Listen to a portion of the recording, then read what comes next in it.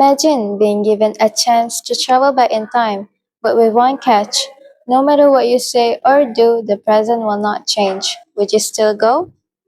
Assalamualaikum warahmatullahi wabarakatuh and a very good morning. My name is Aimi Aishah binti Mama AZMI. I'm from Smk Paya Pulai with the school code CA7070. And today I am thrilled to review a masterpiece, the global bestseller of magical realism and raw human emotion by Toshikazu Kawaguchi, titled Before the Coffee Gets Cold. Set in a small cozy basement in a quiet back alley of Tokyo called Funikura, this hidden gem holds an urban legend. It can send you back in time. However, this magical journey comes with incredibly strict rules. First, you can only meet someone who has previously visited the cafe. Second, Second, you can never leave a specific designated chair, which is usually occupied by a mysterious woman who sits quietly reading a book. And, most importantly, you must drink your coffee before it gets cold. If you fail to do so, you'll be trapped forever in the past. But there's one rule that makes this cafe different from any ordinary time machine. No matter what you say or do in the past, the present will never change.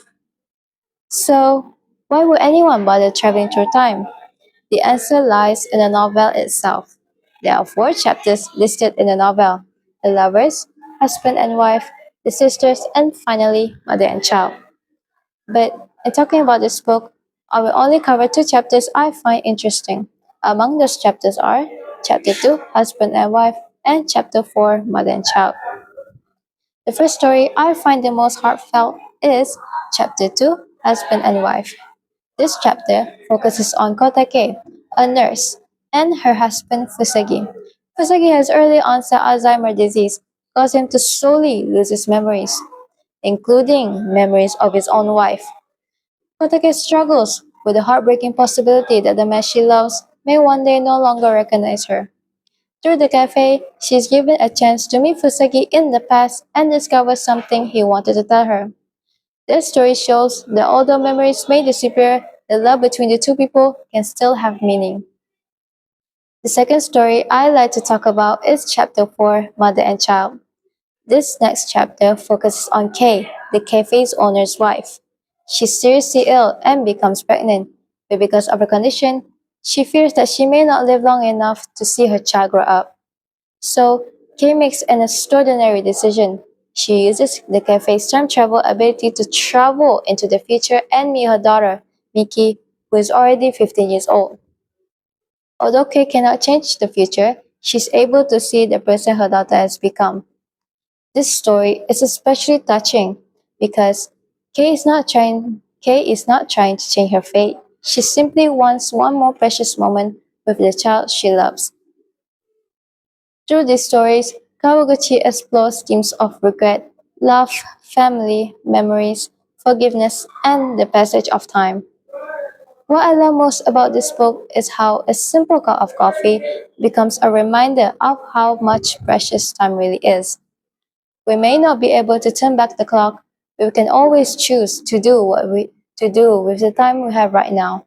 In my opinion, the biggest strength of this novel is how a simple idea about time travel turns into a lesson about appreciating the future. The characters in this book cannot undo their mistakes or rewrite their destinies. Instead, their journeys help them understand their feelings and find the courage to move on forward. Overall, the novel teaches us that we should cherish our loved ones while we still have the opportunity to do so, and that we should not take time for granted.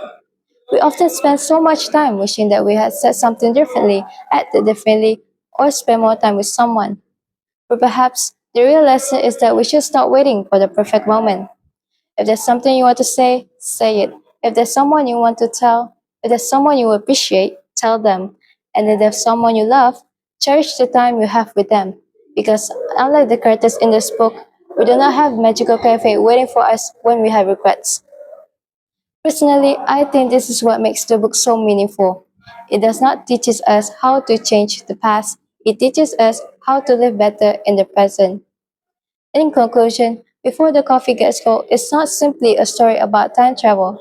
It is a story about the people about the people, their regrets, and the courage to accept what cannot be changed. Without a doubt, I give this book a solid 5 out of 5 stars. If you enjoy heartwarming, atmospheric stories that gently tug at your heartstrings, make you reflect on your own relationship, and leave you with a meaningful message, this is a must read. Remember, before your coffee gets cold, make every single second count. Thank you.